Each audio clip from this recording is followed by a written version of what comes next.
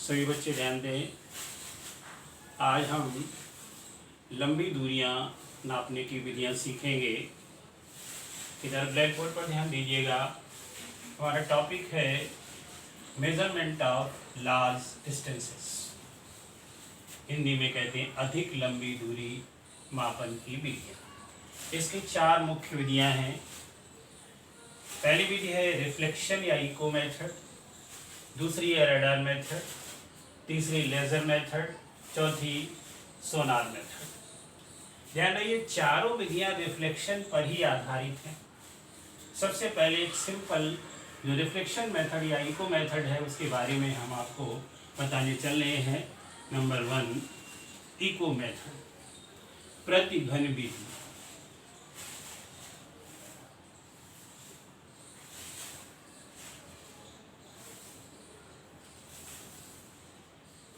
सभी बच्चे ध्यान दें। इसमें एक डिस्टेंट ऑब्जेक्ट ये डिस्टेंट ऑब्जेक्ट के सामने यहाँ पर साउंड उत्पन्न की जाती है और साउंड यहाँ से चलती है, जाने के बाद डिस्टेंट ऑब्जेक्ट पर जाती है। ये ऑब्जेक्ट बड़ा है, उससे रिफ्लेक्ट होकर के वापस लौटती है, यानी इधर को जाती है और इधर वापस फिर वहीं पर आ जाती है जहाँ पर मतलब जो है साउंड उत्पन्न की गई थी। सपोज करिए पॉइंट O है और ये S। अब यहाँ से यहाँ तक की दूरी S, अगर यहाँ से यहाँ तक की दूरी S है तो आने जाने की दूरी है वो S हो जाएगी और आने जाने का समय नोट कर लेंगे। यहाँ पर माना आने जाने का समय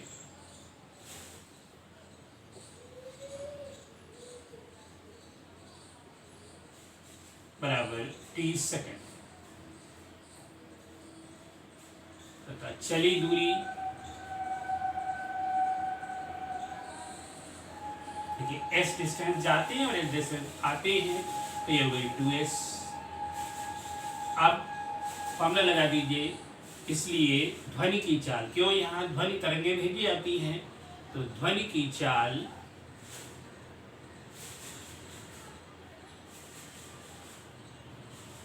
v बराबर चली गई दूरी 2S बटे टाइम, और हमें S निकालना है। इसलिए S इज इक्वल टू हो जाएगा VT अपॉन 2।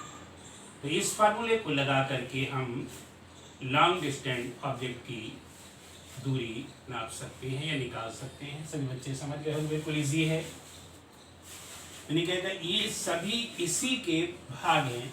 इसका सेकंड मेथड है, यानी दूसरा मेथड है रडार मेथड।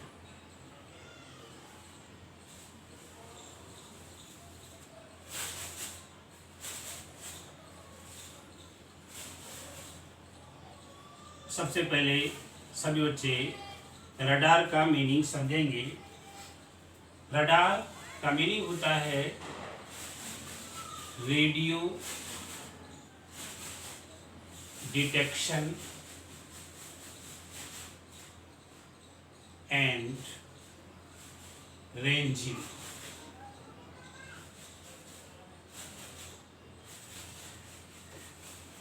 रेडियो से RA लिया गया है, डिटेक्शन से D लिया गया है, एंड से A लिया गया है और रेंजिंग से R लिया गया है। इस तरह से रडार का फुल फॉर्म है रेडियो डिटेक्शन एंड रेंजिंग। अब इसको किस प्रकार से उपयोग करते हैं ये समझिए। रडार के द्वारा हम किसी वायुयान की दूरी निकाल लेते हैं या निकालते हैं। कैसे? मान लीजिए यहाँ ये रडार स्टेशन है,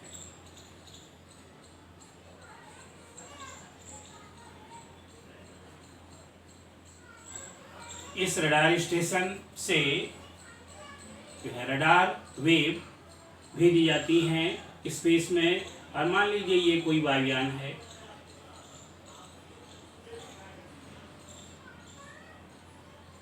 ये वायुयान है,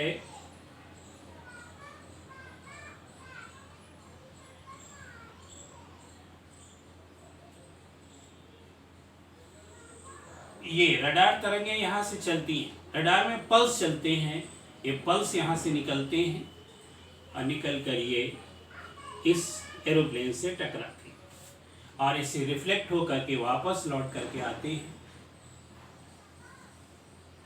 यानी दोनों आने जाने का समय निकाल लिया जाता है और फिर रडार तरंगों की वेलोसिटी साउंड उसकी लाइट की वेलोसिटी के बराबर होती है।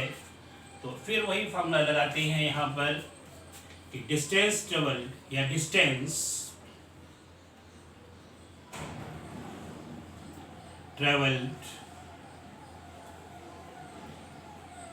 इज इक्वल टू या एस इज इक्वल टू यहाँ पर हो जाएगा CT/2, जहाँ पर C क्या है, velocity of light, velocity of light,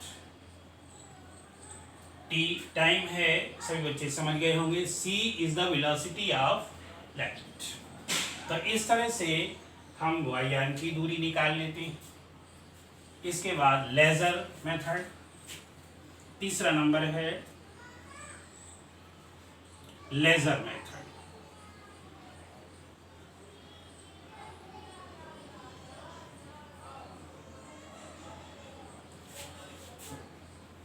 यहाँ भी सबसे पहले हम देखेंगे कि लेजर का मीनिंग क्या है। लेजर का मीनिंग होता है लाइट एम्प्लीफिकेशन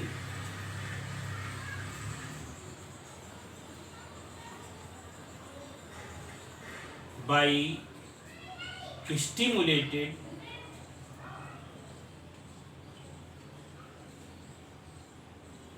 emission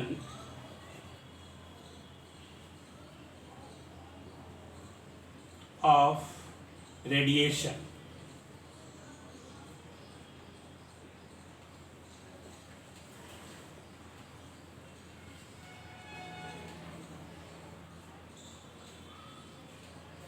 सभी बच्चे समझ गए होंगे, ये लाइट का L, एम्प्लीफिकेशन का A, स्टिमुलेशन का S, इमिशन का E एंड रेडिएशन का R। तो इस तरह से लेजर का फुल फॉर्म है light amplification by stimulated emission of radiation. और हम बता चुके हैं मेथड वही है जिस रिफ्लेक्शन मेथड। यहाँ भी जो लेज़र वेव्स हैं या लेज़र तरंगें जो हैं वो भेजी जाती हैं डिस्टेंट ऑब्जेक्ट के पास और वहाँ से रिफ्लेक्ट होकर हमारे पास आती हैं और फिर हम समय निकाल लेते हैं और समय निकालने के बाद लेज़र वेव की भी वेलोसिटी जो होती है वो वेलोसिटी ऑफ लाइट के बराबर होती है। तो यहाँ पर देखिए किस तरह से, मान लीजिए कोई यहाँ पर ये लेज़र स्टेशन,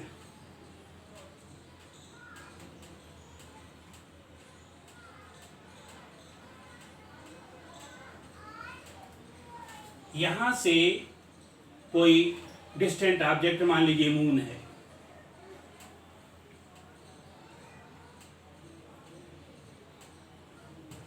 तो यहाँ से लेज़र बीम भेजी जाती है और ये लेज़र बीम मून तक जाती है और फिर मून की सतह से रिफ्लेक्ट होकर के वापस आ जाती है।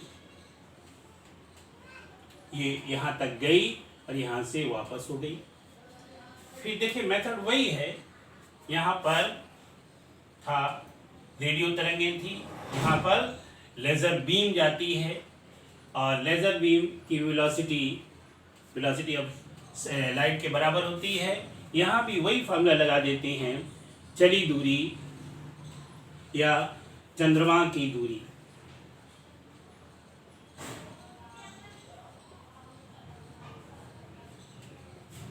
बराबर वही फार्मूला है CT/2। C है velocity of laser beam, C क्या है, velocity of laser beam, T is the time divided by 2 and ये S इज द डिस्टेंस। सभी बच्चे समझ गए होंगे, लगभग सभी मेथड एक जैसे हैं। इसके बाद आता है अगला मेथड, चौथे मेथड में हम पढ़ेंगे सोनार मेथड।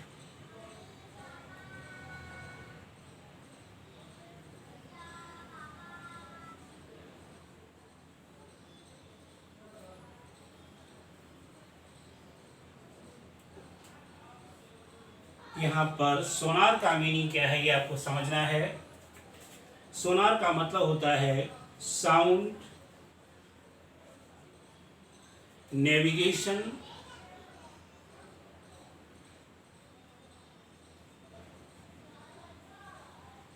एंड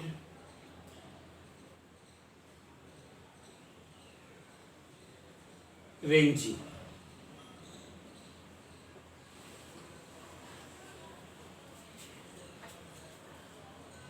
ये साउंड का एस हो, नेविगेशन का एन का ए एंड रेंजिंग का आर, सोनार।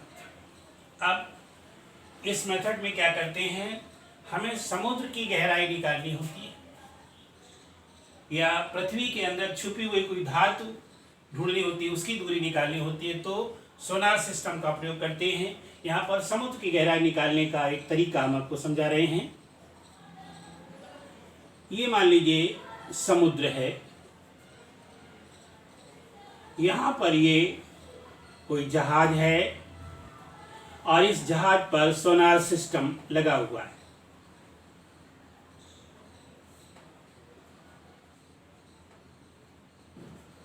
यहाँ से अल्ट्रासोनिक वेव भेजी जाती हैं। मान लीजिए ये है समुद्र की तली है, सीबेड्स है, उससे टकराती हैं और वापस लौट कर आ जाती हैं। अगर वापस लौट आ जाती हैं तो फिर वही तरीका यहाँ भी लगा देंगे। ये चली गई दूरी s, यानी यहाँ भी s बराबर हो जाएगी v/t/2। यहाँ पर v क्या है, वेलोसिटी ऑफ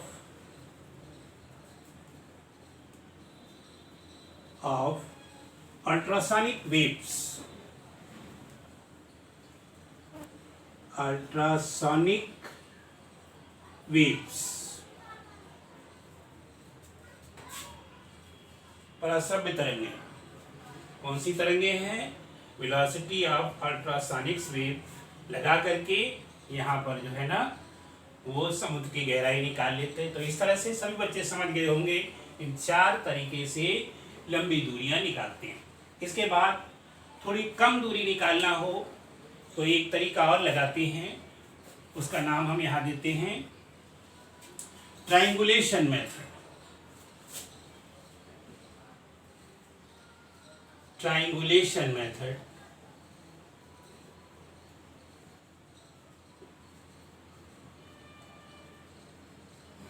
त्रिकोणमिति विधि, इसका नाम क्या होगा, त्रिकोणमिति विधि। इस विधि के बारे में सभी बच्चों ने हाई स्कूल में बहुत तमाम क्वेश्चन लगाए हैं। यहाँ 12th क्लास में भी ट्रिग्नोमेट्री में तमाम क्वेश्चंस लगाते हैं। हम यहाँ थोड़ा संकेत में बता देते हैं। जैसे मान लीजिए किसी ऑब्जेक्ट की ऊंचाई निकालना है तो इस तरह से ट्रायंगल बना करके यहाँ पर सपोज करिए ऊंचाई h है और ये दूरी x है, ये एंगल थीटा है, तो फॉर्मूला लगा देंगे यहाँ पर tan theta is equal to h/x, और h निकालना है तो h इज इक्वल टू हो जाता है x tan थीटा। ये बहुत ही सिंपल तरीका है। कभी कभी ऐसा होता है ऑब्जेक्ट तक हम नहीं पहुंच पाते हैं तो 2 जगह से इस काम को फिगर बनाए देते हैं। आप आसानी से समझ सकते हैं कि इस तरह के क्वेश्चंस आप लगा चुके हैं। देखिए, अगर हम मान लीजिए यहाँ तक नहीं पहुँच पाते हैं, ये कोई दूर नदी के पार पेड़ खड़ा हुआ है, इसकी ऊंचाई x है, तो इन 2 बिंदुओं से एलिवेशन निकाल लेते हैं, अल्फा और बीटा। ये दूरी x हो गई और ये दूरी h हो गई। इसके बाद आप इसमें से x और h निकालने की विधियाँ बहुत क्वेश्चन लगाकर सीख चुके हैं, इसलिए हम इसके बारे में आपको ज़्यादा जानकारी नहीं दे रहे हैं। सभी बच्चे इसके बारे में जानते हैं। तो अब सभी बच्चे समझ गए होंगे इन सारी विधियों के बारे में। पढ़ लीजिएगा और समझकर याद कर डालिएगा। हिंदी वाले बच्चे भी ध्यान दें। देखिए, ये हिंदी में यही लिखा जाता है, यहाँ भी सब हिंदी में लिखा जाता है। ये त्रिकोणमिति विधियाँ हो जाएंगी। ये जो नाम है ये तो अंग्रेजी में रहेंगे, इसलिए हिंदी वाले बच्चे भी इसको अच्छी तरह से समझकर याद कर लेंगे।